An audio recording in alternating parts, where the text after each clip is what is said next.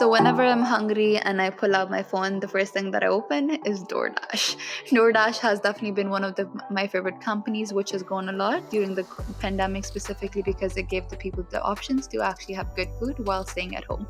Kanaka is fortunate enough to work for a company that actually does this. So let's welcome Kanaka on 10 Minutes of Hiding Wisdom, where she will tell us about DoorDash, what she has learned along the way, and how it's like working for such a fast-growing company. Hi, Kanaka. How are you doing today?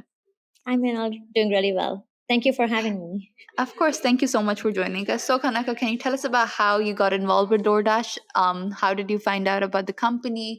How you got the job and everything? Sure. I came to DoorDash actually from Uber Eats, so I was already in like the same industry and vertical. And prior to that, I worked at Snapchat. And so I think for me, it was mostly like when I was looking for like my next role, I was looking for companies in that like hyper growth stage that I've found like product market fit and have like an explosive growth trajectory ahead of them.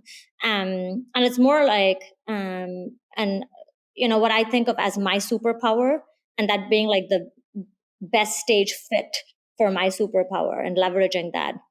And one thing that I think that I bring to the table is what I call high dynamic range, right? Where I can drive the overall strategy, speak to the CEO and the COO, and influence at that level. But when needed, I can like roll my hands up and like do the work of like anybody on my team and actually pull the data and do this thing and help my team along.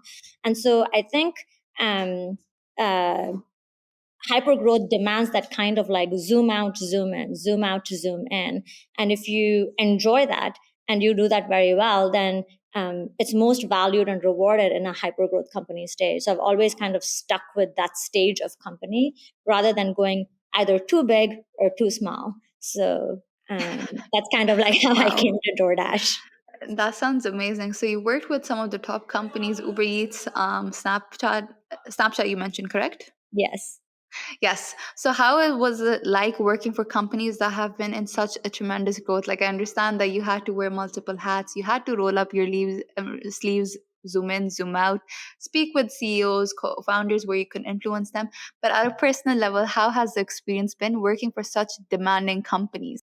Um, I think personally for me, it's been very rewarding. I think it's also like just like identifying like this, what I think of my superpower. Like I think it's also like it was like the right kind of like potting soil for the kind of plant I am, if you will.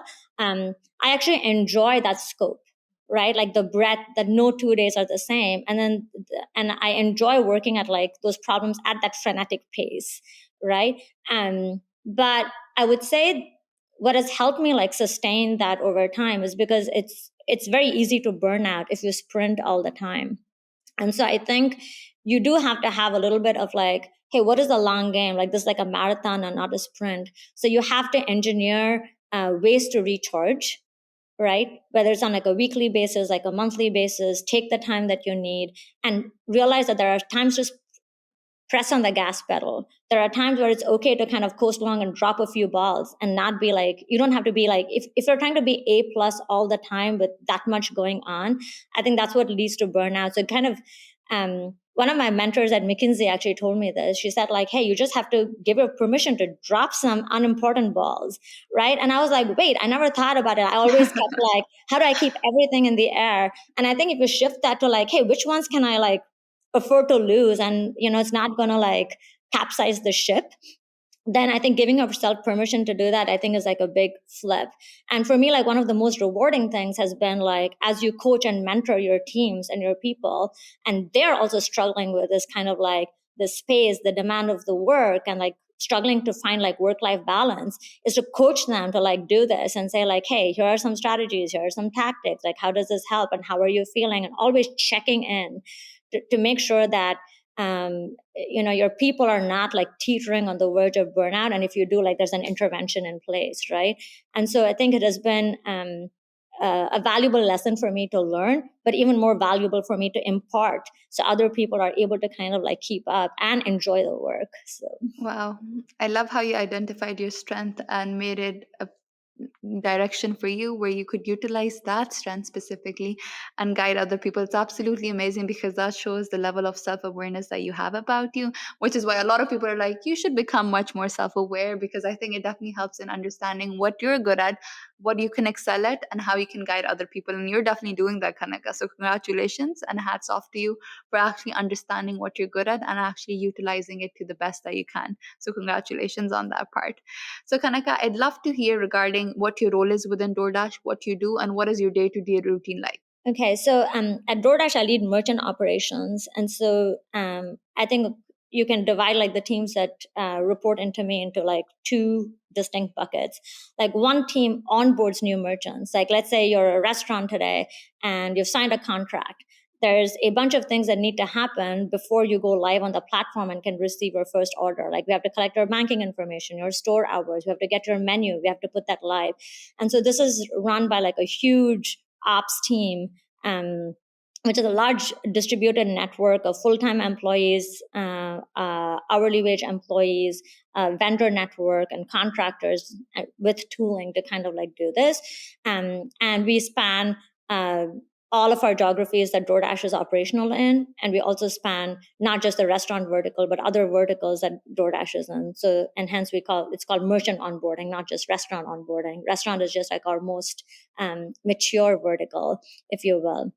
Then the other set of my teams is very focused on how do we help our merchants operate flawlessly every day, right? How do we make sure that they're operating well from a DoorDash point of view, and how do we also make sure that DoorDash is fulfilling our promise to the merchants in terms of like operations? And so like that spans everything from kitchen operations, dasher efficiency, like dashers shouldn't arrive too early, they shouldn't arrive too late. Like how do we optimize that? Cancel orders, like that's bad for customers. So like why is a merchant canceling an order? Like what can we do about it?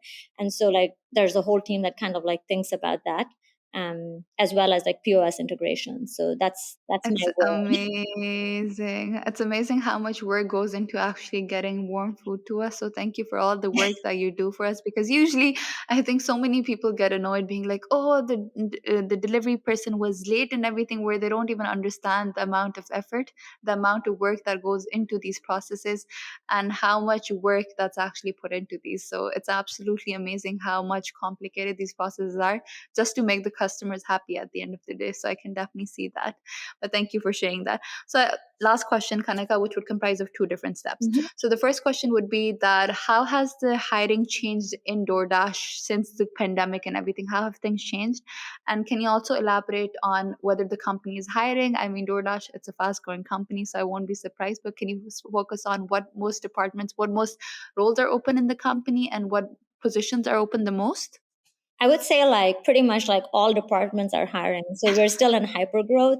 Definitely engineering and product are like hiring a lot, but so are like recruiting. Like first of all, we need enough recruiters to recruit all of the other people. So, and then we need like all of our support functions like HR to kind of like support the growth. So I would say we're growing literally across like every function. And if you go to our like careers site, like I think you're going to see all of like the roles.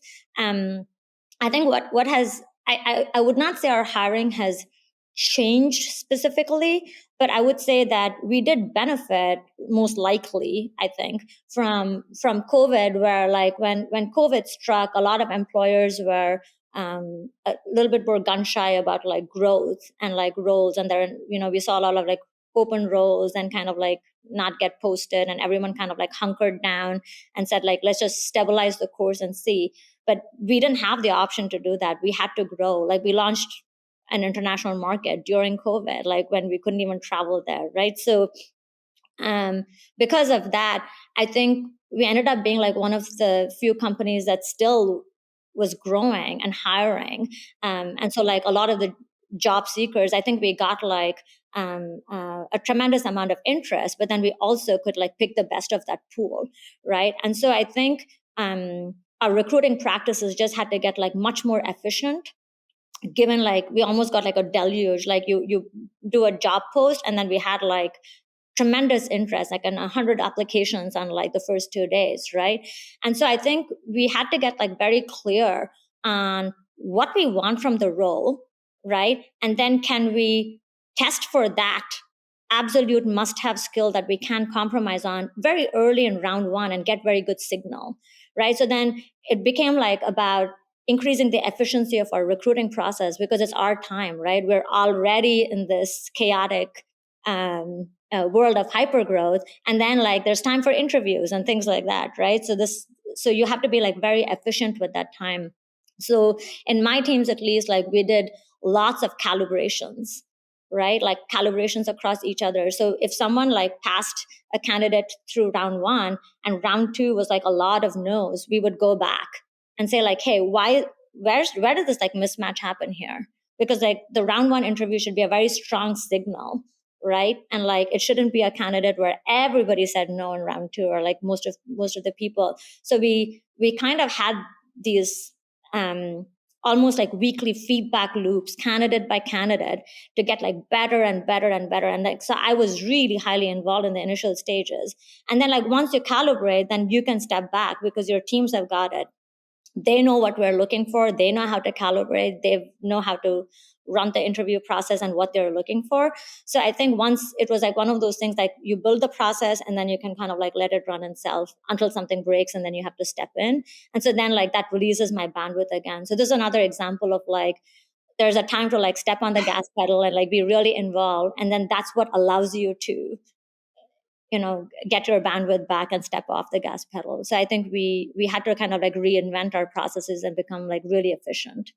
Wow, Kanaka, you are an inspiration. You do so much work that goes behind all these processes, and it's absolutely amazing to see how much work goes into hiring processes, because I think so many companies lose on such good candidates because the processes aren't efficient, they're not moving fast enough, and so many of them don't even hear back from the company. So it's great to see that people, hiring managers, companies are actually taking this into account and making sure that the process is efficient and smooth as possible. But other than that, Kanaka, we love to keep things short. Our time is up. It was an absolute pleasure learning about you, your journey, what you've learned along the way, and how you worked for such fascinating hyper growth companies, and how well you're doing in these roles. Your company must be really lucky to have you, because I am definitely very fascinated to hear about you and your journey. Thank you so much, Mina.